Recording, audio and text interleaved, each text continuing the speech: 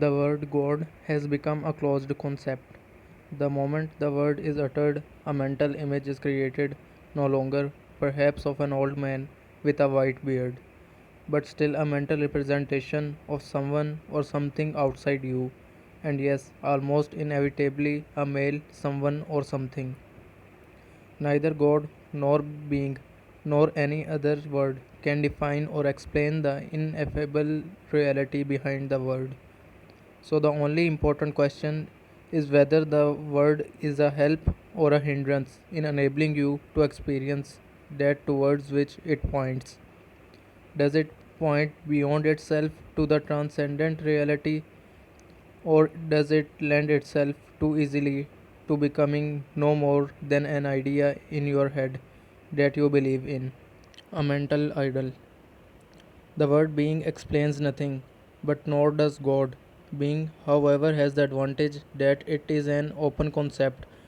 It does not reduce the infinite invisible to a finite entity. It is impossible to form a mental image of it. Nobody can claim exclusive possession of being. It is your very essence, and it is immediately accessible to you as the feeling of your own presence. The realization I am that is prior to I am this or I am that. So it is only a small step from the word being to the experience of being. What is the greatest obstacle to experiencing this reality? Identification with your mind, which causes thought to become compulsive. Not to be able to stop thinking is a dreadful affliction, but we don't realize this because almost everybody is suffering from it.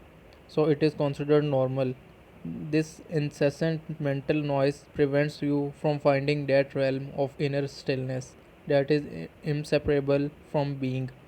It also creates a false mind made self that casts a shadow of fear and suffering. We will look at all that in more detail later.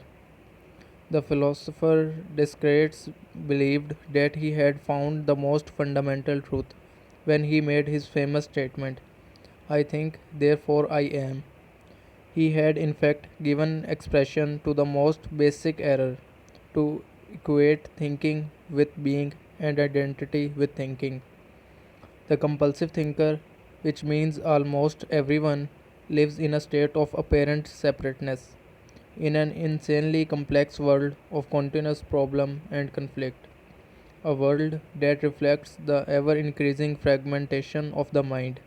Enlightenment is a state of wholeness of being at one, and therefore at peace, at one with life in its manifested aspect, the world as well as with your deepest self and life unmanifested. At one with being. Enlightenment is not only the end of suffering and of continuous conflict within and without, but also the end of the dreadful enslavement to incessant thinking. What an incredible liberation this is! Identification with your mind creates an opaque screen of concepts, labels, images, words, judgments, and definitions that blocks all true relationship. It comes between you and yourself, between you and your fellow men and women, between you and nature, between you and God. It is this screen of thought that creates the illusion of separateness, the illusion that there is you and a totally separate other.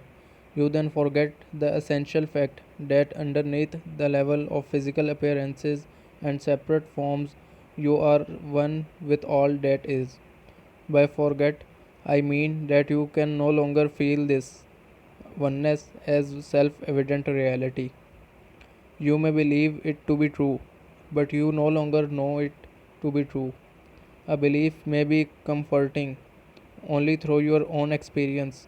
However, does it become liberating? Thinking has become a disease. Disease happens when things get out of balance. For example, there is nothing wrong with cells dividing and multiplying in the body. But when this process continues in disregard of the total organism, cells proliferate and we have disease. The mind is a superb instrument if used rightly. Used wrongly, however, it becomes very destructive. To put it more accurately, It is not so much that you use your mind wrongly. You usually don't use it at all. It uses you. This is the disease. You believe that you are your mind. This is the delusion. The instrument has taken you over.